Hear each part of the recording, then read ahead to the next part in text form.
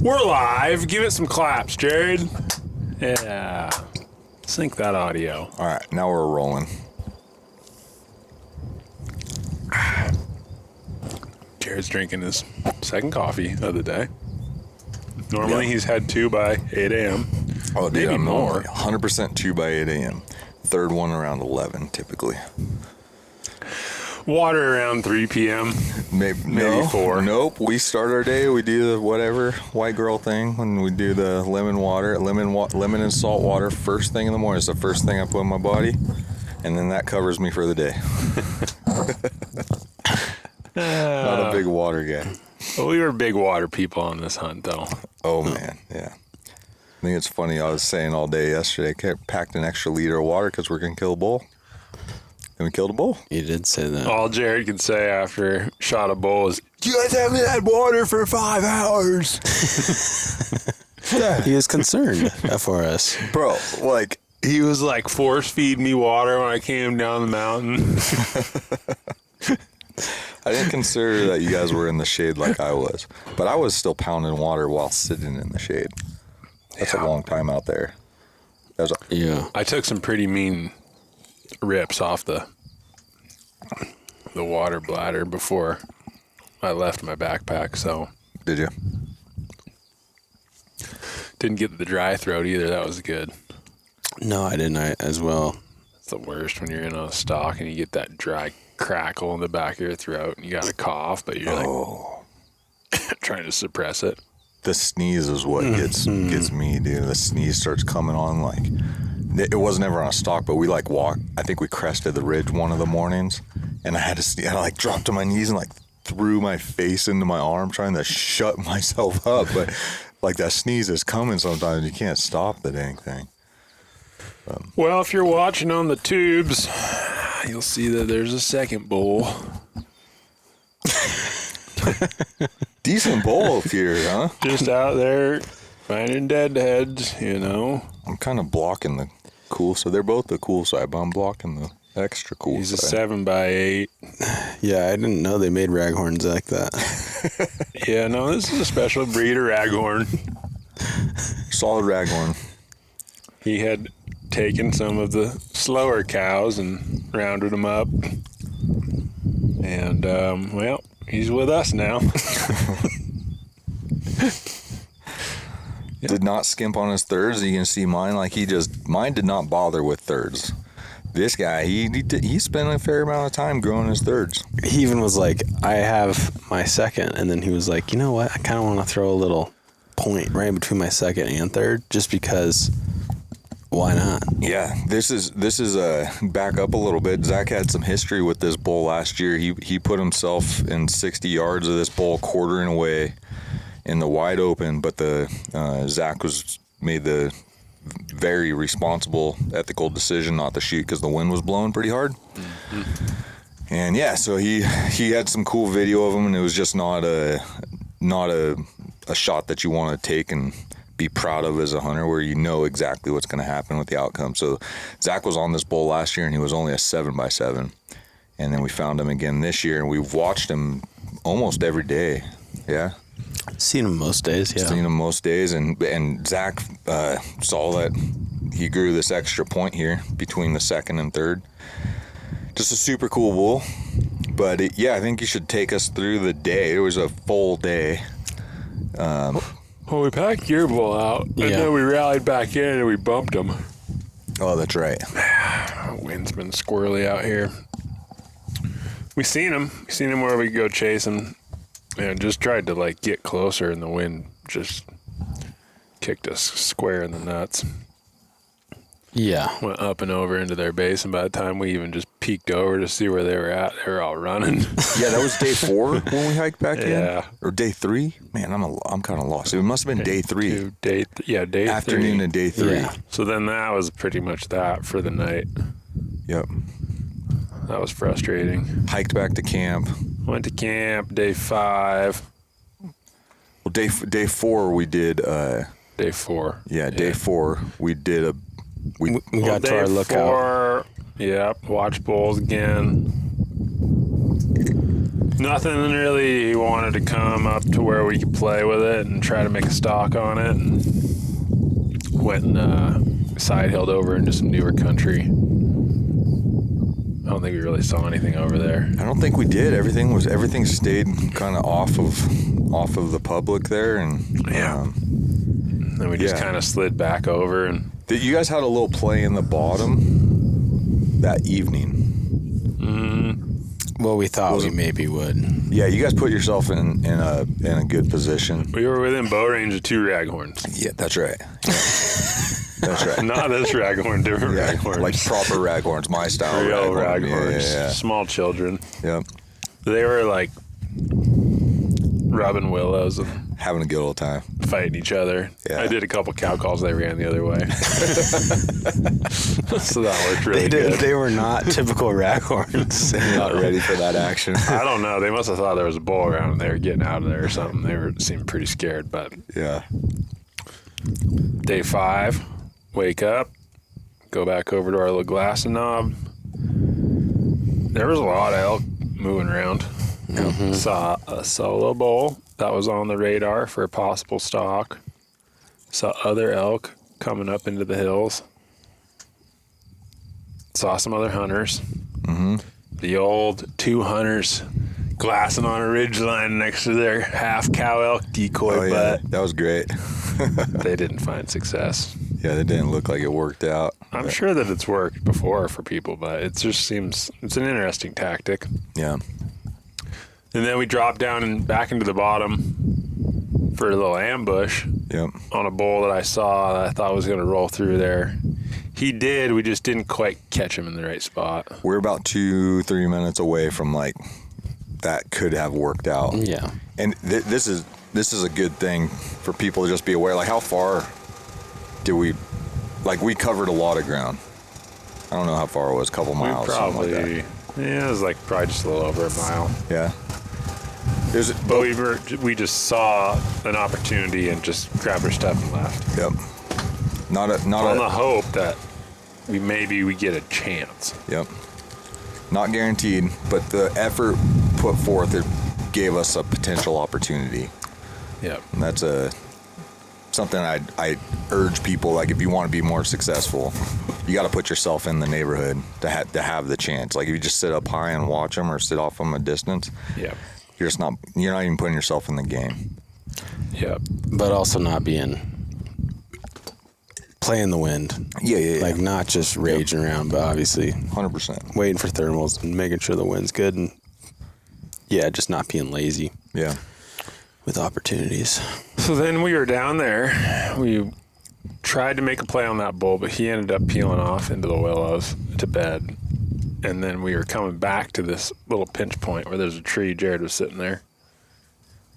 And we're walking back across kind of a flat, and it's where the elk come from. You can't really see them come until they're there. Yeah. And we were like 20 yards from the tree, and I look over to the left, and there's like an elk rack on the sky. I'm like, oh, and I get down, I see a cow, and she's just like staring over at us. I'm like, oh my goodness. Like, they were coming through. And so then some other bulls pulled in behind her. They must have got bumped by the other hunters. Yeah. And they just all kind of looked, and then they were all acting squirrely because that cow ran off, and like probably a half dozen bulls kind of stayed on the edge, didn't drop in, went a different direction. But then shortly behind them, another herd elk with a couple bulls in it poured off, like coming straight down the trail for us. Yep. The wind was iffy, but they basically came right to the tree I don't know how that worked out with the wind. and literally split around the tree with the three of us huddled behind it. As we see them coming, we're all discombobulated the order that we should be in if Zach is going to shoot an elk. Jared's in front. I'm the furthest forward. I'm the cameraman. I'm right behind Jared, and then Zach's behind me. Backpacks are in all the wrong spots. Bows here. It's like the elk are already coming in. Can't really move. Travis just says, Jared, get to the back and lay down. So I crawl around the two of you, and I go and rest my head on Zach's backpack, and I'm just laying, trying not to screw it up. Yeah, go ahead. So yeah, I mean the elk are coming. Yeah. We literally just have this 3-pronged little tree that's giving us some coverage with some shade. And that raghorn with those cows ran in really close. Oh, he pushed his cows in. He was feeling like a boss. He had 20 something cows, and he's like barely a 6 point, like a 6 point like this. That's it, just barely a 6 point, feeling like a boss. And he's pushing his cows in straight at our tree, and I still don't know how that worked with the wind either, because the wind was definitely going towards them. And he splits. I think there was 2 cows and a calf that went that way, and then 2 cows came around this way. I forgot all this because I had to look back on the video. One of them spins around, and she's coming straight for me, and I'm calling, I'm going to get stomped. And when I first told you guys the story, it was like I tried to be, no, I was scared. Like I flinched backwards, thinking, and that stopped her, thank God, because I think she would have trampled me. Maybe there were like 3 cows all around us within like 3 yards. Yeah. All around the tree. If I would have reached my arm up, I could have touched her nose, because it was like she stopped short of me, like just short of me. And my camera on the ground up by the tree where I was the furthest forward for whatever reason. So I did not get this on video. You're being cool as cucumber, just like getting as much footage as you can without spooking them. Mm-hmm. You had an arrow knocked, I think. I had an arrow knocked, just in case. You thought about it? Maybe? I thought about it for like a split second, and I was like, okay. Just because it was like, well, this is a really good opportunity. And then I was like, nah. Well, hang on. You're missing this. So that was the first little group, and they're kind of like spreading because they don't know what to do. They're like looking at each other like, did you smell that? Where are you going? Well, here comes round 2. And that was the 6x6 with 20 or so cows coming up behind them, like merging in. Like, we got spooked that we're heading this way. This is the way we want to go. I'm not sure what you guys are doing. And then that's when he's ripping bugles. Oh, yeah, that was great. He bugles. He comes forward because the other raghorn was closer with the other cows, and he didn't like that. So then he came into like 20-something yards. Yep. We had a few cows that eventually ran past us with a calf.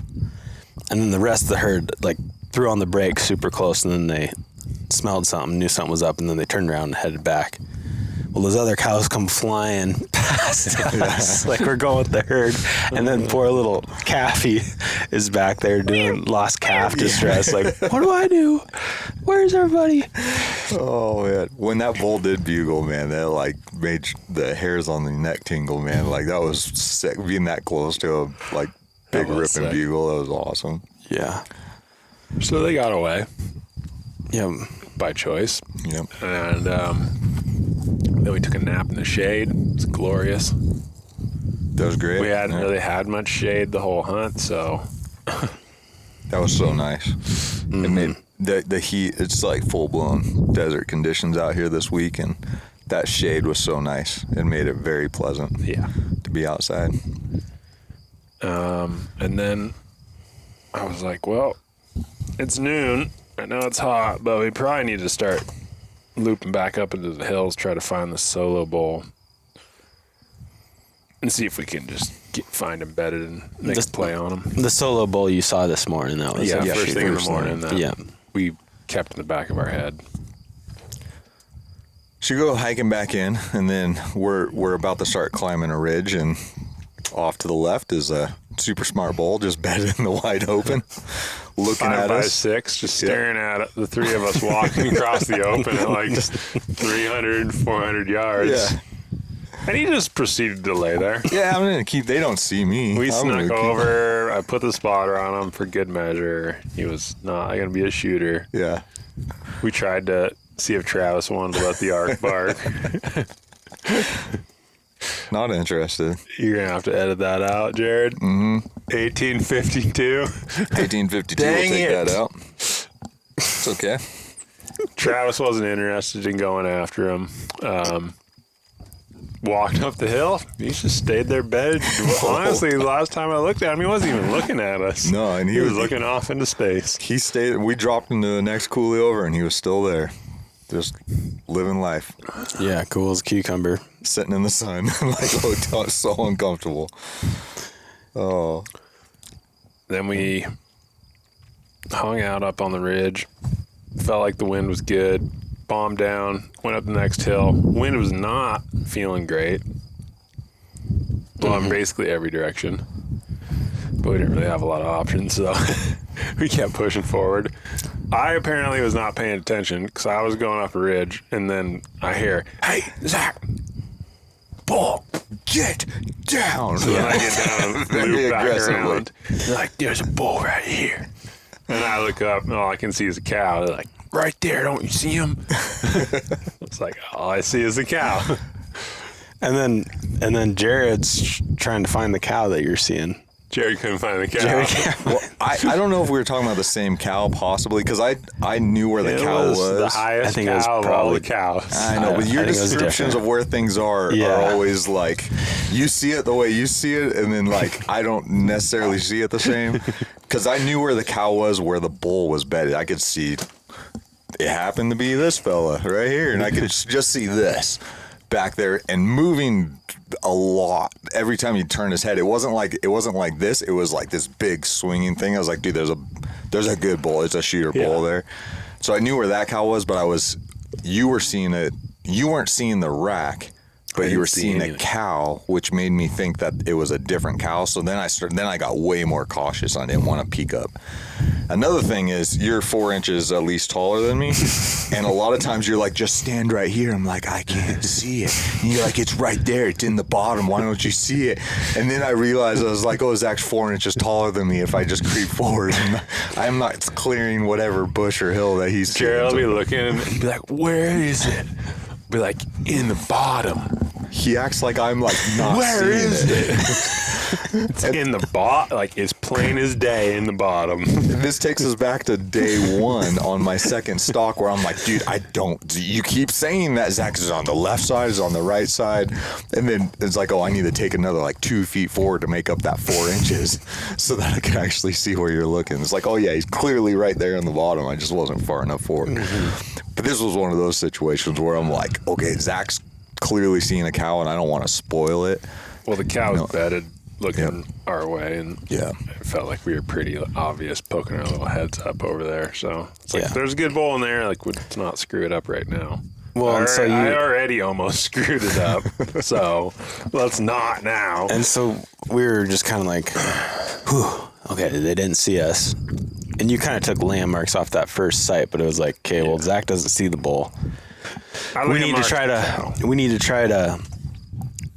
going to try to loop and get a better view into where they were. Yeah. But the wind was like blowing right towards them. Literally, we started going up the ridge and the wind was blowing straight at them. It's like, we're just going to have to go in blind. I haven't seen the bull, but I don't know where exactly they're at. We're just going to go in blind. We're going I got a landmark on the high cow, so that'll put us roughly in the right spot, I think. In the neighborhood, and then you just like, he's totally taking our word for it that there's a bull there. I was like, if I get in here and this is a raghorn, which is a possibility. I would love nothing more than to do that to you, but I saw him for a split second and I knew that he was a solid bull because, again, it was by his head movement, seeing how far, like when the rat comes back and scratches him on the butt, it was that type of movement, right? Like, I don't know if it was that far back, but dude, we did it, laid him on the ground after the fact. We're cutting to the end of the story, but when he was on the ground, it was like scratching his butt, dude. He doesn't have the longest main beams in the world, but when they're narrow, it means it travels back further than like that guy. Yeah, that's true. Mm-hmm. Yeah. He can't even put his neck back because his times. Yeah, he can't get it in between his body and between his rack. So, and Trav, you saw the bull for a moment? I saw the bull, yeah, for just a brief moment with that one cow, like you did. Yeah. Basically. So Trav and I talked Zach into going on a blind stalk, which is normally when you're going to stalk in on critters, like you want to have an assessment of the area. How many animals are there? Where's your best access? What's the wind? Where are they all at? And because of the wind, you had none of that. Just straight blind. Yep. So with the exception of one cow. Made a mega loop around the back. Yep. We got about halfway up the hill behind them. Wind's still terrible. Just feels like it's blowing up and over, which at that point you're like, well, I'll get up there and either they're gone or they're there. So you might as well just do your thing. Well, it felt like we had pretty consistent idea that on most faces the winds were going up. The prevailing wind was doing what we needed. They were kind of switchy in spots for sure, but like in general, the wind did what I thought it was going to do if it was good. Yeah. Which thankfully it was good. So I peek over the top of the ridge. A little wispy grass. Cow's out there at $120. She basically has it so I can't go over the ridge anymore, else she's gonna see me. So I don't know. I pretty much sat there for it felt like 45 minutes while she fed around, and then ended up bedding. Which then I could sneak in a little bit more, but then by the time I snuck like another 10 feet, she was back up feeding. I'm slowly scooting down with the camera And behind I'm Zack. like side, like kneeling, holding my bow, trying to keep low profile, like leaning up, peeking, using my rangefinder, like looking, glassing. Which that is a nice thing about some of the nicer rangefinders. Like I've got the Leica CRF Max, and it's optically good. Yeah. So like using it to glass is sweet, but she ended up bedding again, but in a spot over to the left where like I could just see her head, and like you couldn't come off the crest anymore to get above the elk. But where I'd last ranged her was like 50, and I was like, well, like the bull's gonna be down to the right. If he gets up and comes across, which seems like the natural path, or comes check this cow 50 yards, Nice. kneel up, smack him. It wasn't too much longer after that other cow came out of the bottom and then bedded on the hillside in the wide open. Fortunately facing away from us, facing down canyon, but that basically made it to where I was just stuck. Yeah. Dang. And what just like the sacrifices you make when you're on a stalk for like the position you're in is like if you want to give yourself a chance again, you just have to accept it, right? Because I'm assuming that you weren't in a perfectly comfortable position. No, my back's jacked up today, not from packing meat, but from freaking laying on that hill for 30 hours in a weird position. Yeah. My knee was killing me too. Try to like have your legs under you, and then occasionally I would shift and like bring a knee up and try to sit, and like you're trying not to move too much. Anyways, the cows fiddled around. Another one came out. They're down there feeding, moving around. I'm trying to like keep tabs on everything. When like they're facing away or in a good spot, I'm like peeking up pretty high to like range, like where I think he could come out at and have landmarks like tufts of grass. You know, like it was like a 40, a 45 or a 50, and then like a 60-yard like landmark. And then you move a little bit, and then you're like, well, I need to range again, or you forget exactly what it is. By the end of it, I had it all memorized. Like, great. But, yeah, I don't know. We sat there for almost 3 hours. Yeah. Well, about an hour in, we finally heard a little bugle. Yep. So we knew the general direction where this bull was, but it sounded like a small bull initially. Yeah, it was pretty weak. Like, Yeah. Just a real lazy, sleepy bugle in his bed. yeah. And then, like, the next couple hours, 4 or 5 cows feed over here. There's a couple calves going down the coulee.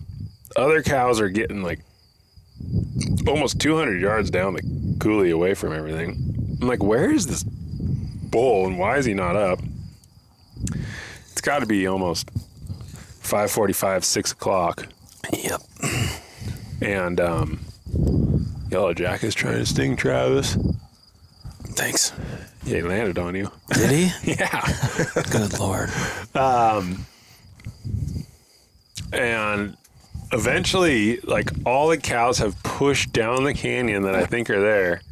And I, like, unknock my arrow because we're going to, like, if they feed out of sight, move, we're going to back out, go over, and then drop back down more on top of where the bull is, or just back up and boogie down around and get even with the cows on the next ridge over. So when he follows them, because I thought we were just going to see him come out the coulee bottom following his cows at some point and be way too far away. I don't know. It was like 10 minutes after that. We're still sitting there. All of a sudden, I see Rack come up close to where my lanes were, where I thought he was going to come out. I knock an arrow, range him, 64. I'm like, oh.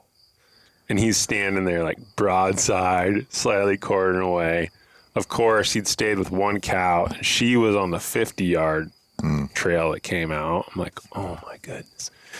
Because I don't know what the degree downhill was, but I think the 64-yard shot was like a 68.5 or 69-yard line of sight. So actual and distance. I told myself like it was going to be a 60 and in ball game out here. It's usually what I limit myself to. And even a 60-yard shot needs to be perfect. And yeah, I mean, it's however many yards, but still, 60 was where my max was going to be. I wasn't going to shoot if he was past 60. And 60 was like, I was thinking about it. Like, do I want to shoot like sitting with like a leg underneath me? Do I want to kneel? Like, what's the most stable position? Because this isn't just a standing level shot. This is like on your knees. You've been leaning on your arm, holding yourself up. You've been holding your bow, like your arms, your shoulders, your back is tired. You're in a weird position. Like, do I even take a 60-yard shot, you know? Yep. And that's 3 hours of doing that. Yeah. So he made the decision for me, which was great. Travis is behind me, like, just go down. He's right there. Go down, like, just stand up. You'll see him. I'm like, I forget what you said. Something I was like, he's right there. Just shoot him. And I was like, he's 64. Like, yeah. And then he's walking away like he's too far. It just looks closer.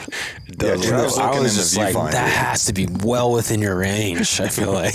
Right, because we just got done killing my bull, and we were on top of him, and it very much, but like 64 in the viewfinder, look, you feel like you're right on top of him. Yeah. That's close, especially when he's a big dog like this.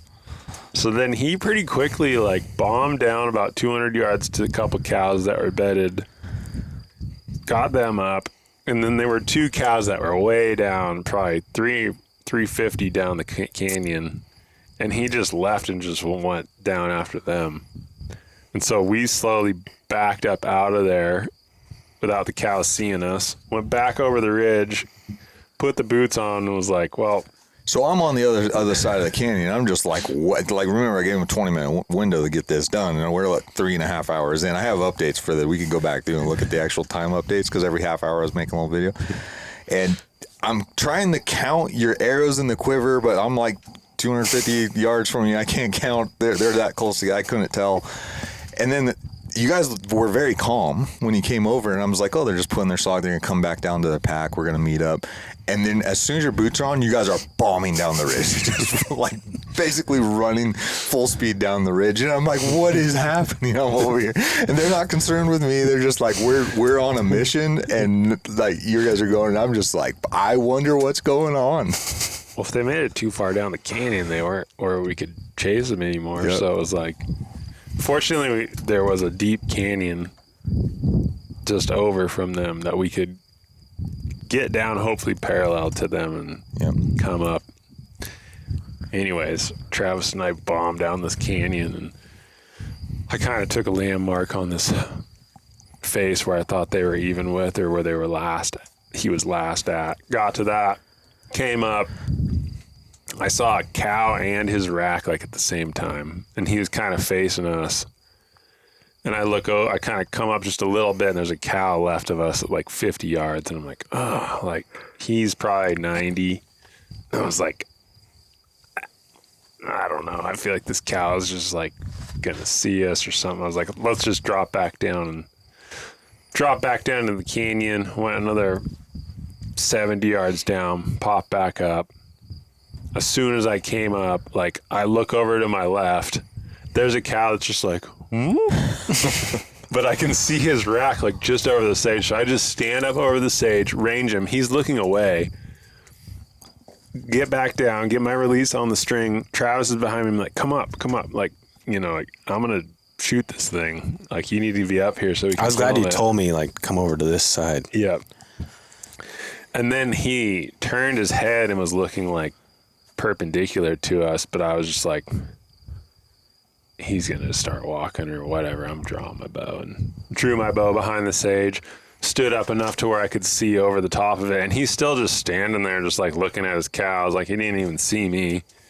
And I put my pin on him, and I've just sprinted down the canyon, and now the 7x8's there, and it was like shaky, but like in the ballpark, but you're like shaking, and like I'm splitting it was 45 yards, I'm splitting my 40-50, and it's like in there, like I keep squeezing, and breaks.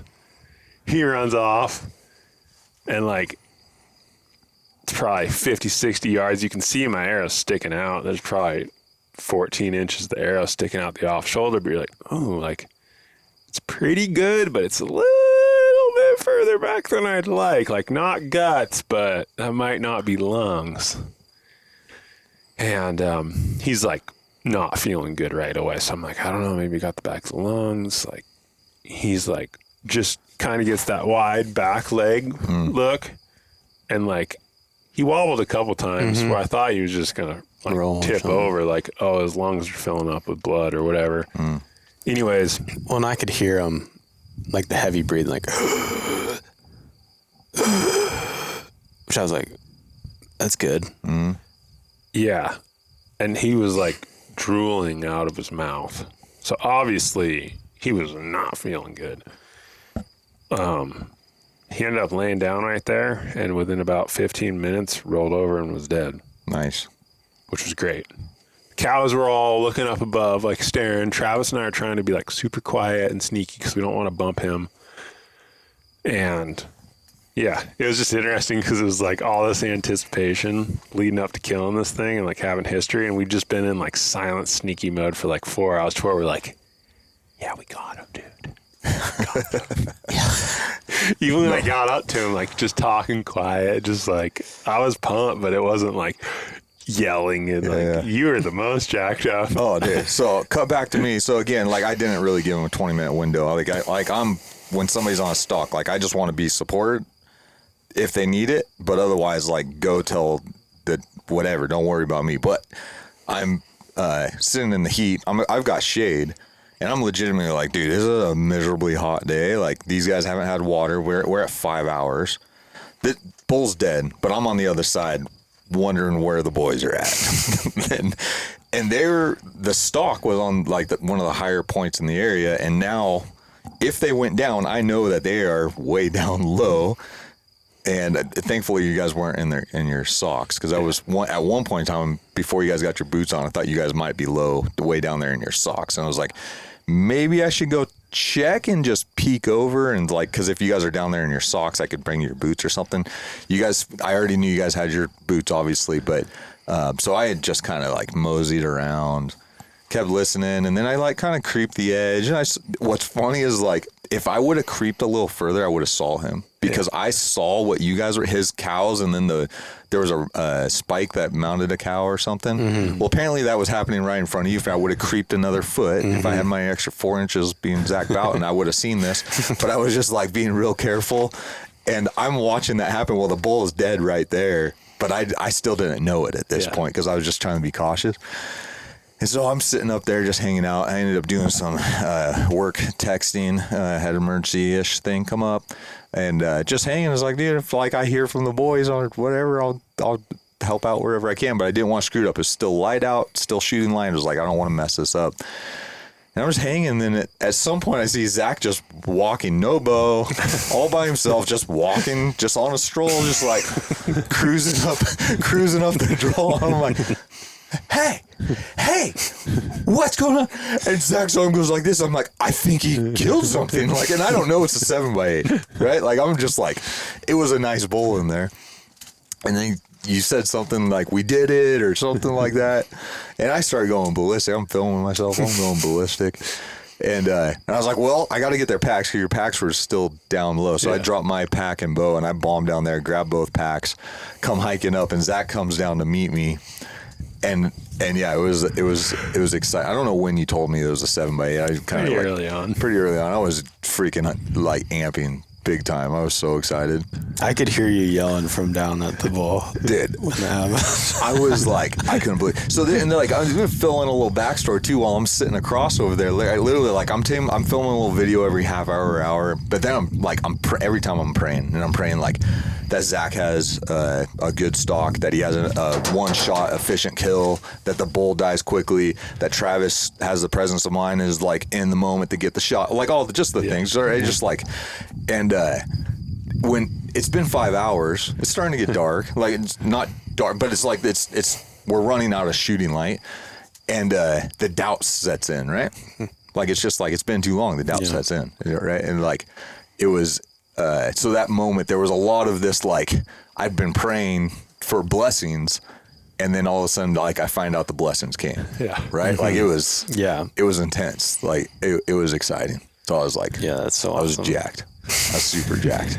Like, the whole way down to the bowl, I'm like filming Zack, and I'm just like, there's no way that just I was like, happened. this is the energy we needed when I killed him, but I was in like the most zen, like, stock mode for so long that you're just like, that's where I'm at. Dude. Well, so and crazy. it also, like, sitting there for that long with like not much happening, no opportunity. The bull walking out, but too far away.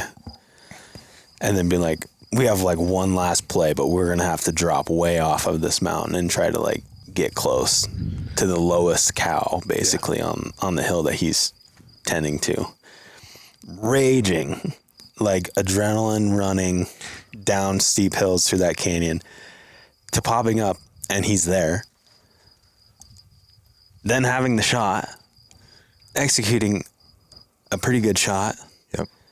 Seeing it's lethal. Watching him go over there, but not trying to get your hopes up because he didn't just tip over. Yeah.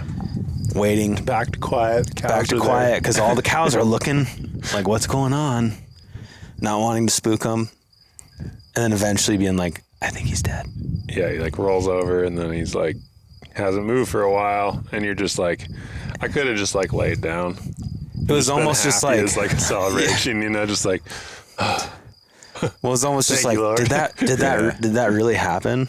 Kind of thing. Like, so crazy. Like, that was insane. Dude, that all worked out. stocks like are the craziest thing, because you're like just total calm silence, like everything controlled for 5 hours, just raging, shooting, and like it's such opposite extremes, right? Like it's such a crazy thing. Yeah. I want to ask a question. What we talked about the other day. Did you think about a follow-up shot? He was too far. He was Okay, 90 there was no way to something, get in. Wasn't. Dude, as soon as I shot him, like, he sprinted like that 40 or 50 yards, and then he stopped. Nice. And was like hurting, and he like walked slow for maybe another 10, 20 yards, and then he was just like, You could like, tell. you could tell he it wasn't was, going anywhere. I couldn't tell exactly what the arrow got. I knew it was lethal. It was just a matter of like, is he going to tip over in like the next 60 seconds, or is he going to die in 15 minutes? Is he going to die in 6 hours? Like, It definitely crossed my mind, like, maybe shoot another arrow. But then also, like, we definitely don't want anything to like spook him in this short little window where he might have the wherewithal to like just adrenaline boost somewhere.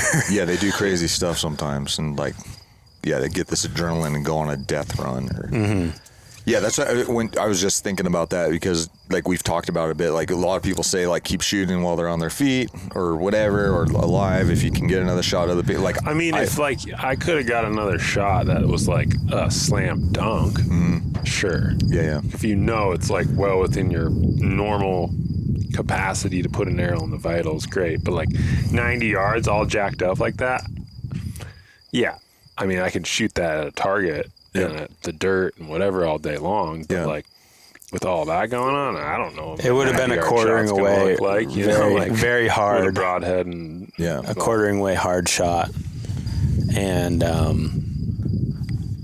it would have been definitely a difficult shot. I'm looking at it. I'm glad you guys gave him the time, didn't give him a reason to spook, and just let him die. I think, and he still died pretty quickly. Yeah. Well, we literally walked up and the cows are on the ridge, Yeah.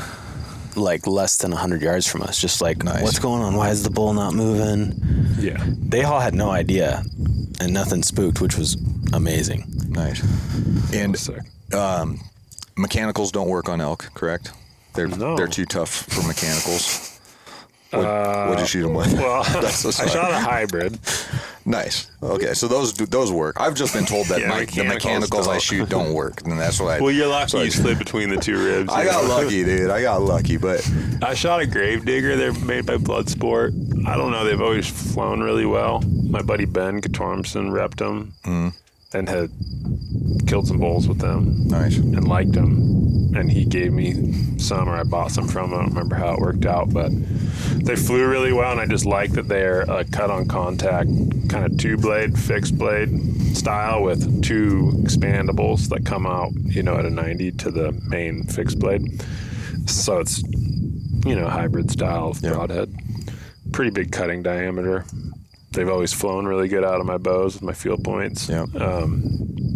Pretty quiet. And yeah, when we cut them up, I busted through a rib. Split a rib in half. Yeah. Split a rib in half. Yeah. And had great penetration. Obviously, it got hung up by the fletchings or Yeah. something. Full pass through, caught the fletchings, which Probably when the happens pretty fletchings often. went through the rib, probably didn't help. Yeah.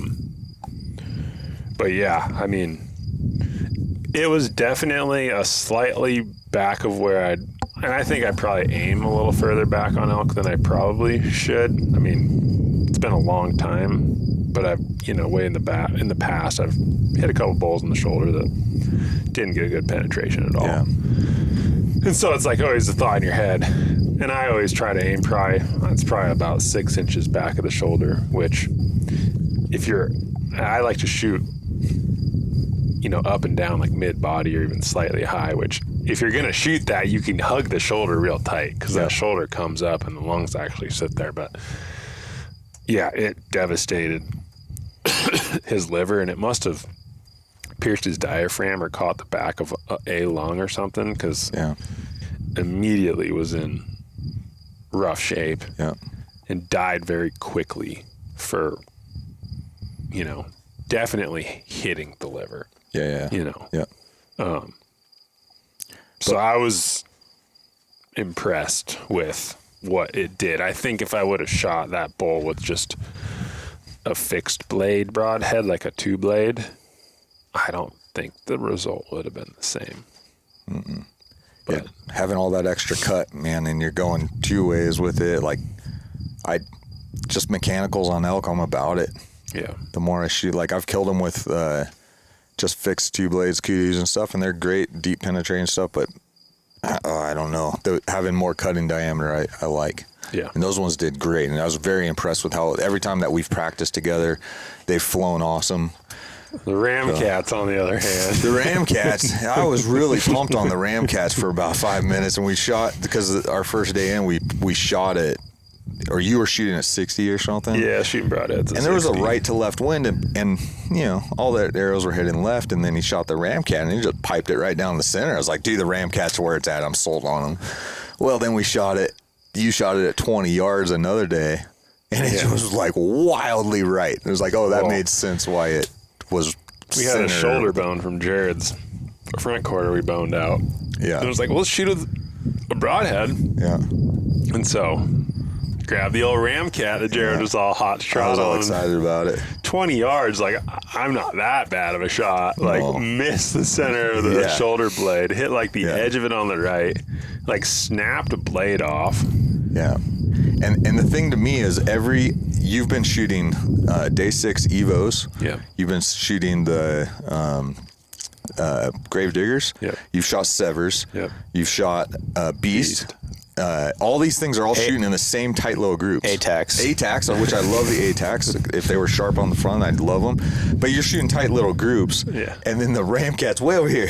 It's okay, there's not a problem with the tuning. It's a problem with this broadhead way over here, right? So They used I've to be lost really confidence. noisy when I first bought them, which they didn't sound that bad when I shot them the other day, but they were noisy. They did fly good previously, but yeah, they're not going in the quiver anytime soon. The Regardless, blades are sharp, but I'm going to keep shooting elk with mechanicals.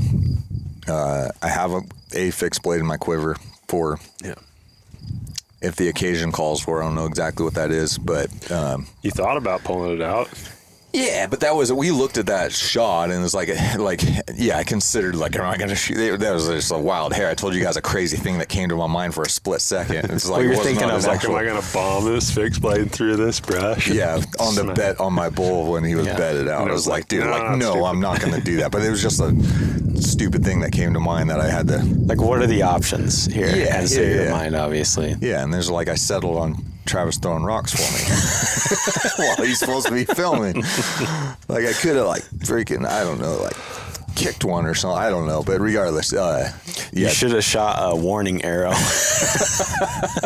Yeah. No, That's semi-auto, the Do you not semi-auto know about bow. ethics and conservation? Just Send a warning arrow just so that let they them know you're know. hunting them. Just let them know I'm in fair the chase. area. Yeah. Yeah. So, regardless, get back. I walk up on a bull. It's completely massive, insane, super sick bull. I couldn't believe we watched him all week, seeing him on the hoof, and then getting put your hands on an awesome bull like that was really exciting. Mm-hmm. Yeah, it was cool. He was definitely top of the list. Yeah, he's Probably a for sick bulls bull. I would like to shoot. There was another couple bulls that definitely would have got one, but Yeah. so yeah, and then we just packed a bunch of meat again. Mm-hmm. So Yeah. we're whooped. Yeah, it was another long. Slept last night for 3 hours. Maybe. Got done packing them out, getting them on ice. Probably went to bed around 2 something. 2:30, I think. And then woke Okay, up good. at around 6. Yep, we did one heavy pack out. It was late enough in the evening we weren't able to get them all out, but it was nice. It was nice weather last night. Yeah.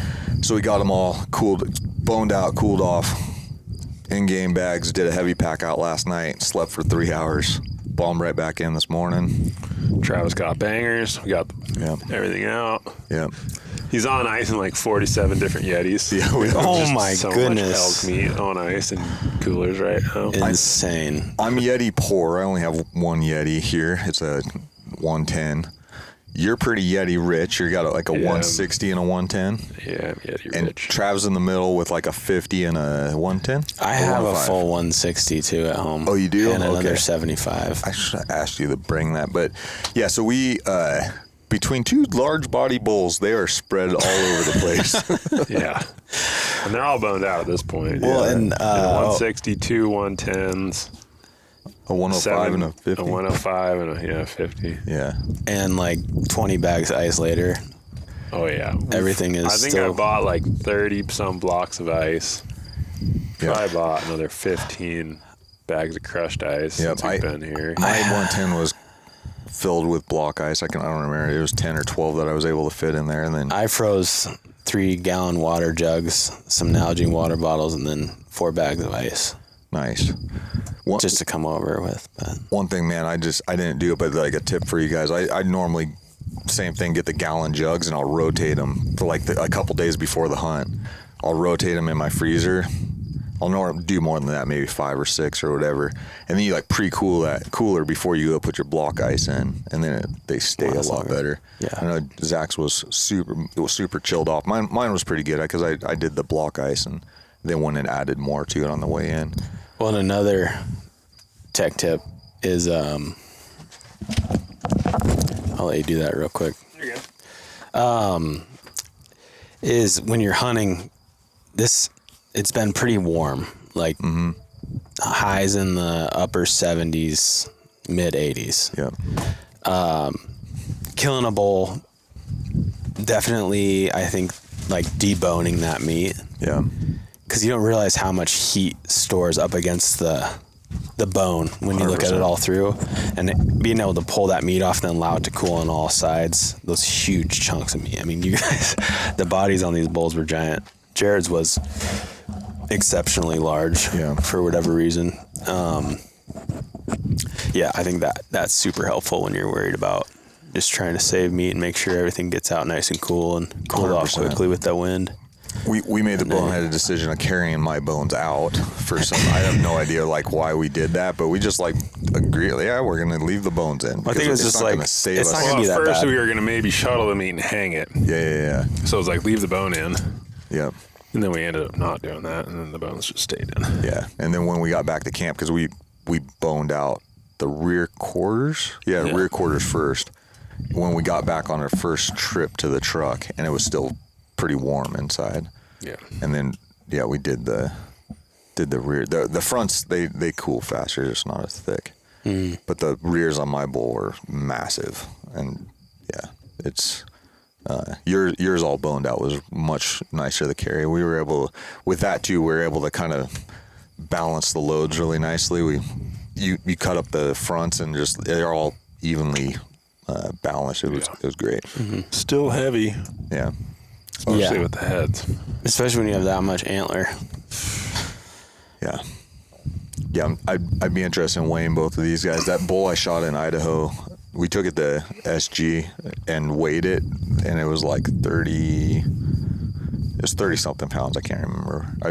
He was smaller than this guy for sure, and probably smaller than that. No, he was smaller than that guy. Yeah. So it'd be interesting to see what they weigh, because it does. Whoever shoots the thing gets the extra joy of carrying the head on top of whatever weight he's carrying. It's Well, and real quick, I thought like this morning was gonna be a little more joyous. It was fine. It wasn't the worst thing ever, but you're just like, well, this was almost worse than last night. Yeah. Well, it was hot and the wind wasn't blowing until we made it to the last ridge. It was, man, it just felt back in the sauna. Mm-hmm. Light wind and hot and the direct sunlight. It's like whatever the temperature is, but that sunlight out here is so aggressive. I keep saying it, but yeah, if there's no wind, it just it literally feels like you're in a sauna, like you're hiking in a dry. Even 75 degrees just feels really hot. Yeah. But Zach, after Jared killed this bull, 'cause he's fairly decently spread on width, Zach thought this bull initially was 20 inches narrower.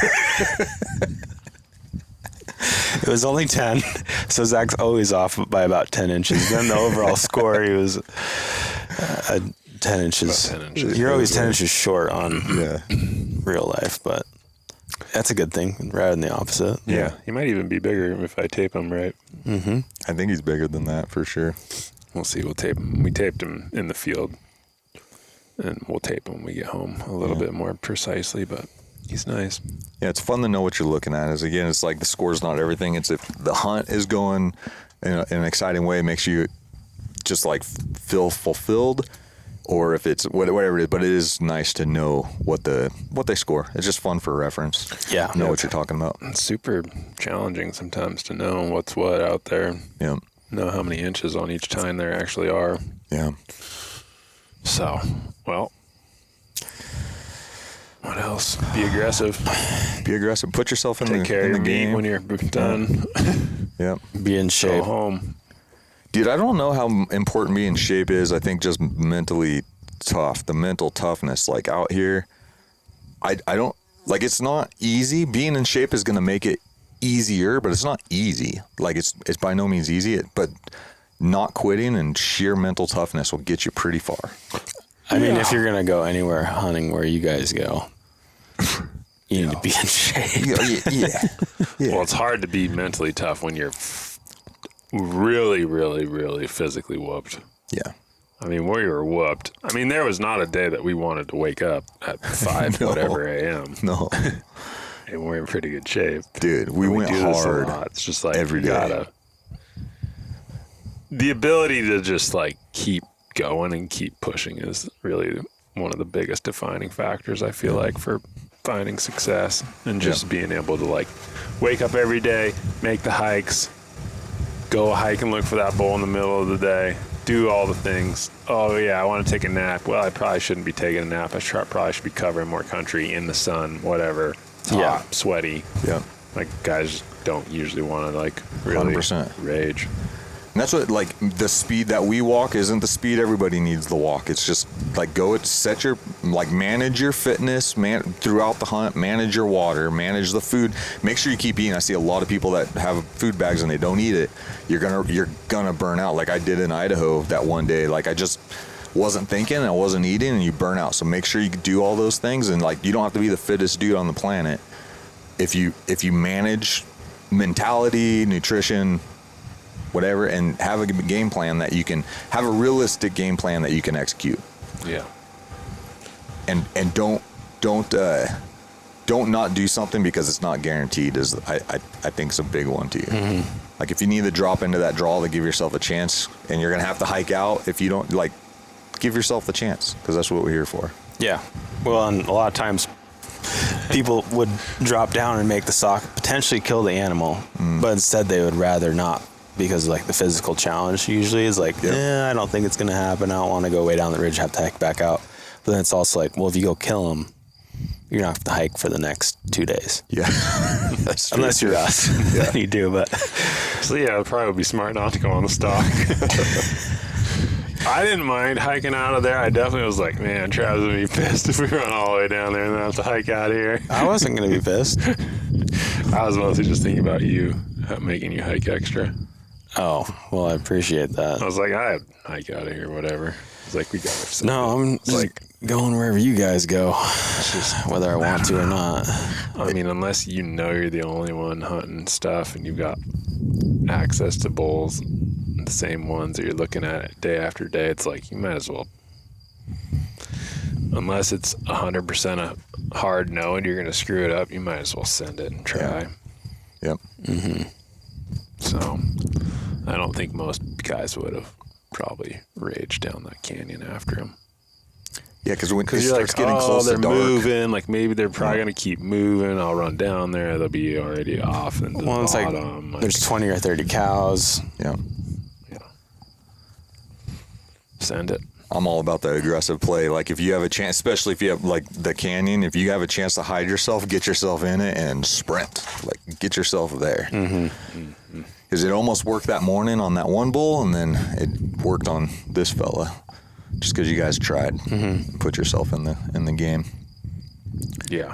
I'll say it was cool watching you guys. You guys have obviously filmed a lot together, and just watching the Trav behind and just like Zack's performing the stalk, and you're reading Zack to make sure that, and keeping yourself behind him to make sure that you're hidden while filming, like managing your audio, managing your exposure, all that stuff. And it's cool to watch you guys work together, because I was across the canyon, just like as you guys went over that ridge, it was really cool, because you're like, and Zack's big, so it's like easy to hide behind him, but still, like, you guys are obviously dialed. It was cool to watch that.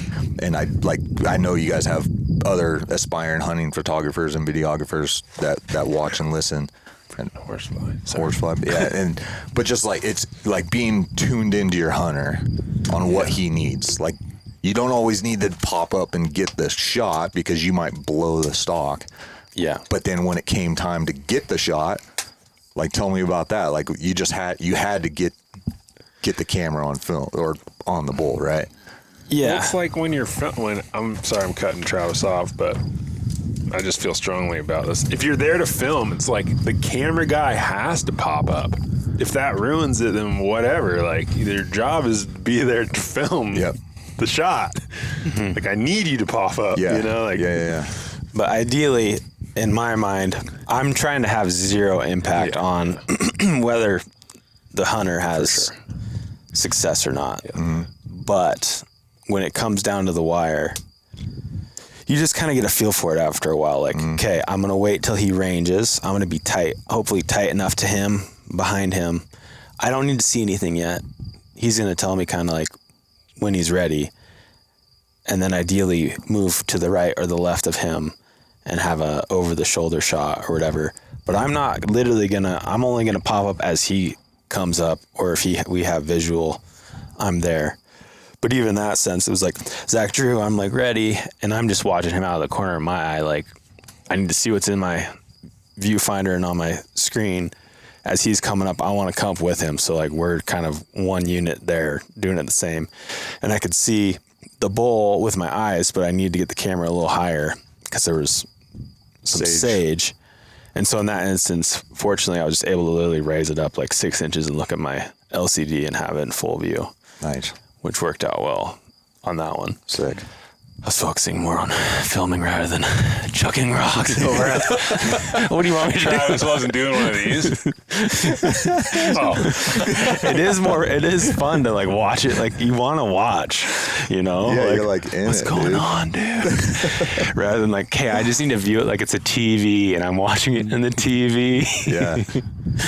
No, it's pretty cool. It's like I said, it's something for guys that are interested in doing this, just to think about. And like, and again, it was just, I was able to observe it from a distance, watching you guys work together. It's pretty cool. Yeah. Well, and I had an extra battery in my pocket. I didn't think I was going to need it because we went into the stock with like 93%. By the time we got to the bottom and Zach poked up and that saw him at 90 at the cow, I had 15% left. Oh, man. So as we were running down, I swapped the battery. Nice, dude. Just in case. I didn't know it was going to happen. I would have had enough on there for that, but Still, you just don't know. yeah. And then you might get pegged down when cows are watching you and you can't swap a battery. Yeah. This is smart that you did that. Well, and even, just making sure I had plenty of time on the card to film stuff. Yeah. What lens did you shoot the kill shot on? 24 to 105. That's kind of been our go-to Sick. for following in on a stock and being able to have a little zoom. Nice. Is that what mine was filmed on too? Yeah. Nice. That's sick. That lens is so rad. Usually like over the shoulder, it's like a 50 millimeter. It's like a pretty good, where you can see the bow hunter and archery range. Pretty tough to like not film archery engagement with some kind of zoom. Yeah. Being able to go from, I like being able to like go from a wide guy draws to either like a zoom over the shoulder or like a zoom on the animal. I'd have to look at your antelope footage, but I know like I'm pretty sure I got you drawing and then slightly pushed in. Did you? So it's like focused on the animal, but you can see like you out of focus. You could still see me breaking the shot, but yeah, nice. That silly antelope. Gosh dang it. Bringing that up again. Well, cool. You got anything else you want to talk about? No, I'm tired. We got to go get our camp. Yeah. Yeah, we got some work to do still. Well, All right. Till next time. Over 600 inches about. all right. Thanks, guys.